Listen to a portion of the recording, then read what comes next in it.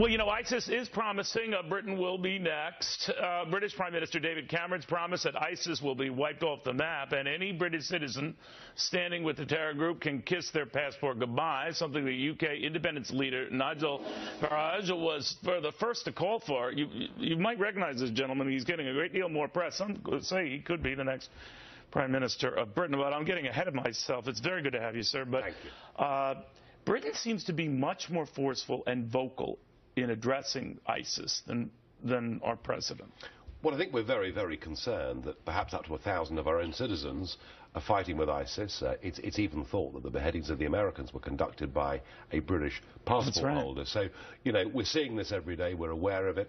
I said a couple of weeks ago, I really think that if somebody has gone off to fight for an international terror group that is against all of our Western values, we should not let them back in the country and take away their passport. That's assuming they want to get back in the country. Well, some will, some won't. To do harm. But, well, yes, and I mean, these people would have been further radicalised, brutalised by what they've been through. I don't want them back into Britain, and it seems the Prime Minister has picked up on that line, so that must be good. You picked up on the ISIS threat, and more particularly the Western world's vulnerability to terror, before a lot of people. What did you see that now a lot of your supporters, even your critics, are quoting now? Well, I think the problem is that we've got, with Obama and with Cameron, we've got people following foreign policies going on from Blair and Bush that are entirely contradictory. You know, at one moment in time we hate the Iranians, now we see them as being our allies. 15 months ago, the British government tried to force through the House of Commons a piece of legislation to arm the rebels who were fighting Assad in Syria. Those rebels have now become ISIS. So we are just all over the place with this. Well, so were we. No, I know. Right. I mean, we've been all over the place with this. What would you do? Well, I would just say this.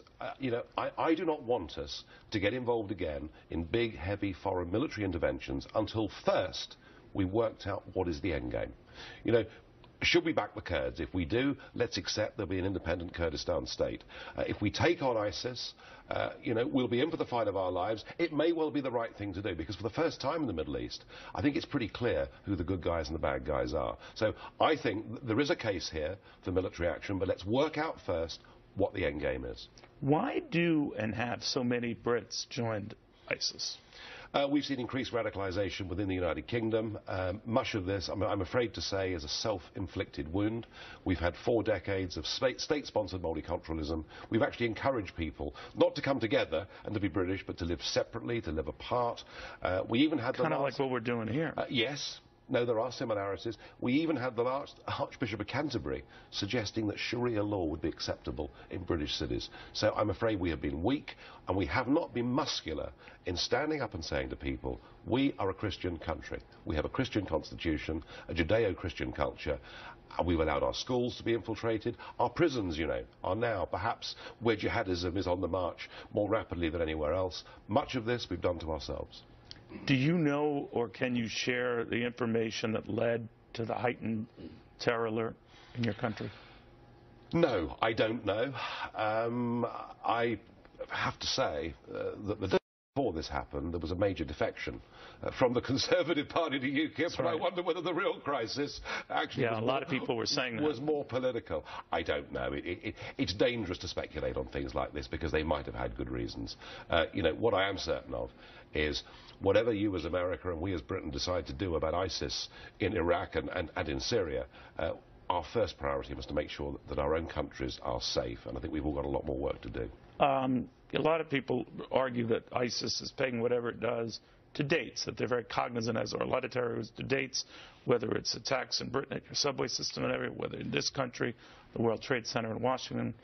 Do you think there is anything to that we should be more cognizant approaching the 9/11 anniversary, that they could be up to something? I think we have to be constantly vigilant, and I think that some of the rules that we previously had have to go out of the window. We have to beef up our security services, but above all, it's the signals that go from the top through our communities, and I'll say it again, our schools, our prisons, all of these public institutions are where radicalism is on the increase, and that is something we can do something about. You know, Ms. Farage, it wasn't that long ago that people laughed at you, and now they're mentioning some of your prescient remarks on terror, warning about ISIS, etc. Britain's open-door policy, this multiculturalism that maybe bred this. And now they're talking about you and Prime Minister in the same sentence.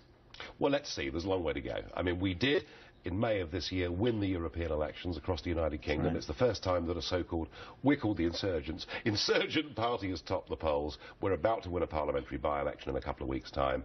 We're on the march. They've called you Maggie Thatcher with a tie.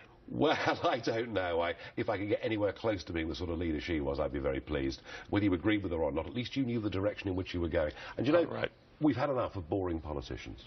Indeed. Sir, thank you.